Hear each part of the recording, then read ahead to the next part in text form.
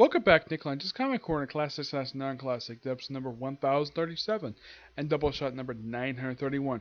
Two Star Wars trades. Basically, I have Star Wars volumes 9 and 10, Hope Dies, and The Escape. First, let's start with Hope Dies, which collects Star Wars Volume 2, issues 50-55, and the 4th annual. Yes, the series has had 4 annuals so far. Now, the main Star Wars issues are written by Karen Gillan. The annual is done by Colin Bunn. The artwork is done by Salvador Roca, which, here's the thing. These are the last issues he does for the series, and then he leaves. Yes, because I showed this artwork to a friend of mine at my church, and he agrees. The artwork, the way he does the faces in here, for the human faces, are so terrible. Like I call this pure garbage. He draws like frickin' robots. These are humans, not frickin' robots. Now, there is a backup story also by Gillian as well. The artwork is not done by Salvador Roca. Nope. The backup issue in here, which is from issue 50, that's done by Gastapi Kamakali. Very good artist. The artwork and the annual was done by Arena Anitio, Ronald Bocci, and Mark Leeming. Now, the thing with the storyline is this. Now, let's talk about the backup story first. This pretty much basically is set up for this whole storyline. Yep. Also, this is also the beginning of the end of Karen Gillian's run for this book. Yep. He actually after this book run with issue 67. So, basically, even after the next trade, there's still one more trade left. Yep. Now with this one, basically, they have the whole new fleet, and then they're about to go hyperdrive, and they can't because everything's been sabotaged. And then the Empire shows up with a big, humongous. Well, it's the Executor. Yeah, this is Vader's personal Star Destroyer. This Super Star Destroyer, the one he had also in Empire Strikes Back, and in. Actually, I don't think he had it in Return of the Jedi. I'm not sure what happened to it. He was on a Star Destroyer, but I don't think he was on the Executor. No, for some reason he didn't have it in that film. For some reason, maybe it got destroyed between films. It's possible. So then it revealed that the Queen that they allied with in the previous storyline, she betrayed them to Vader. Yep. So we have this big humongous action sequence. Everybody's like fighting, and of course they can't get out of the hangars because the door's been jammed. Han figures out though, because he just shown I where the heck he was. I don't really remember because it's been a while since the previous trade.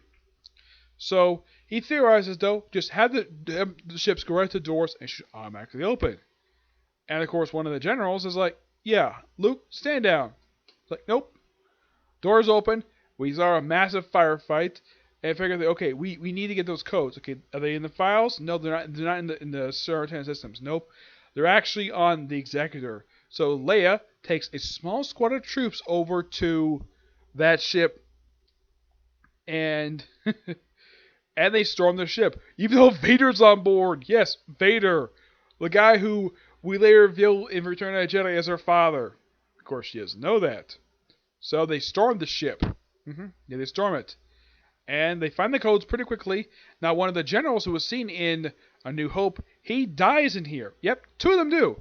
Yes, the other is, of course, the old man. Yeah, the old man general, the one who basically talks about the Force in A New Hope. Yeah, he dies in here, too. That could explain why he doesn't show up in Empire Strikes Back, because he's dead. Yeah, because he sacrificed to allow some of the other rebels to leave. And once everybody pretty much leaves, now the Queen herself is never seen again after the storyline. She shows up in the next story. I think she does show up in the final story arc of Gillian's run, but it's been a little while since I read it, so I probably will find out when I get a chance to get hands on Volume 11, which will be the last trade to click this era for Star Wars. And pretty much with most of the rebellion leadership decimated, Leia is made a general, Luke is made a commander, and Han is made a colonel. Yep, they all get promoted. Okay, they could explain why they're at these particular ranks by the time that we come to Empire Strikes Back. So yes, we get tiny setups for Empire Strikes Back. Yep, because we're getting close to that. I gotta say, the rating here is a lot better than it had been. Now, ever since the storyline, where is it? It's, yes, the last trade that came out, the Mutiny at Mon Canala, that was not interesting. This was a lot better. It's like Gillian got a lot better with this thing. It's like, okay, he probably got a lot of criticism for the last story arc, So they're like, okay, we gotta make this a lot better. I gotta say the writing in this thing is actually a lot better than the artwork because I did not care for the artwork on the character's face. It looked really bad. But thank God the Seven of the Roka leaves the book at the end of the book in issue 25. Yes, that's been a book for now for 31 issues. He finally leaves. Give this book a 9 out of 10. Mainly because the writing here is so much better. Next up is The Escape, which collects issues 56 to... Oh, forgot the annual. The annual. It's just... Let's see if I can find it here. The annual.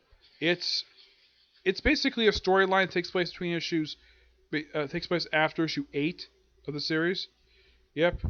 It just basically Luke on a planet. Oh, and also in here we also have the one of the characters from Star Wars Rebels. Yeah, she's in here as well. It's not exactly a cameo per se, but she's one of the generals. Let's see if I can find her. I know she appears in here.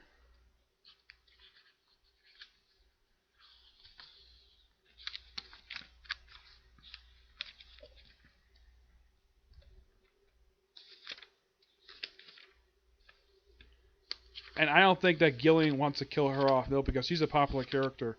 Because I think he might receive some flack if he does kill off the character.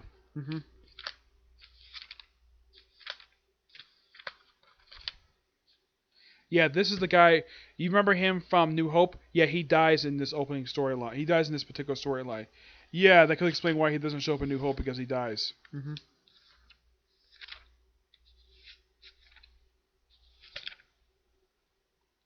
Here she is.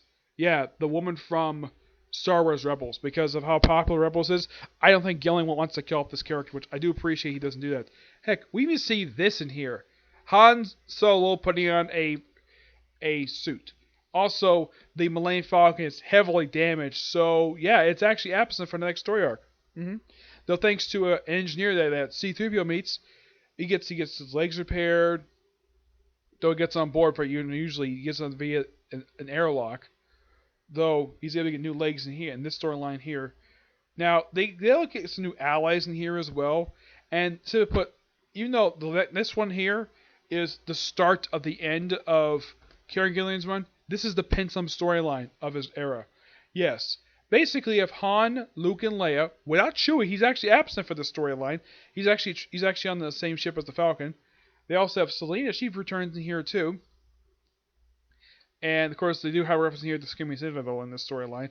They live on the planet, which apparently has got no transmitters. And they're there for a good period of time. Of course, they also are surprised to know that the woman that's there, who basically develops an attraction to Luke, apparently her grandmother was a Jedi Knight. I'm like, that's cool. Awesome. Yep. And of course, Luke gets actually a little better with the lightsaber in here, which I at least got to hand to Gillian for having this guy who appears in here. I don't remember the guy's name. I think his name is Throck, I think his name is. Yeah, he actually spars with Luke and gets him a little bit better with a lightsaber, which I at least got handed to do that because it seems like a lot of the time Luke just basically rather go for his blaster a lot of the time than it's basically his lightsaber. Takes some animals, and then the Scar Squadron shows up. Yep, these guys. First time in quite a while that these guys showed up. I think like the last time they showed up was... Let's see. I think it was Out Among the Stars was the last time they were seen, but it's great that they brought them back. Their leader has a fight with Luke Skywalker, and then they decided to steal their ship along with a bunch of other troops from the same clan. This guy is like his clan. His daughter basically leads them. And they take the ship, go to, I think it's supposed to be the Scar Squadrons, like I think one of the Imperial bases, attack it, and then of course they get back. And Leia basically plans a raid, a sabotage raid to the planet, which Queen Trails is from. Okay, we're not gonna do a large scale. She's like, we're not gonna do a large scale attack. We're gonna do a small scale attack in a place. We're gonna take it out of the economy. Okay, if I were you, I would basically convert it to the Imperial stuff, from Imperial to financing the rebellion. This book I also give a 9 out of 10 as well. It's definitely good. But we're getting toward the end of this particular era because, well, Gillian is basically already left, and we're on Greg Pak's era for Star Wars. Yep, we're on Greg Pak and Phil Noto's era. Though this apparently is going to be... Now, the book itself was actually announced just recently, be ending in issue 75. Yes. So that this book is publishing now for almost 4 years, the book ends. I don't know why, but it does. But 75 is a good number to end at because when was the last time we saw a Marvel book actually reach that high? It's been like I think the last time I could think of was probably Astonishing X-Men. Yeah, that was the last book I can think of. Published Marvel Comics that reached that high for an issue. Yep. So yeah, that's it for this particular review. I still have several videos coming today. Review the newest episode, Baruto, Dragon Ball Super, and at least 3 more videos for Triple X Holic. Basically about 5 more left to go, okay? Oh yeah, 6 because I also got to review the newest chapters of Fire Force, right? But see you next video. Bye.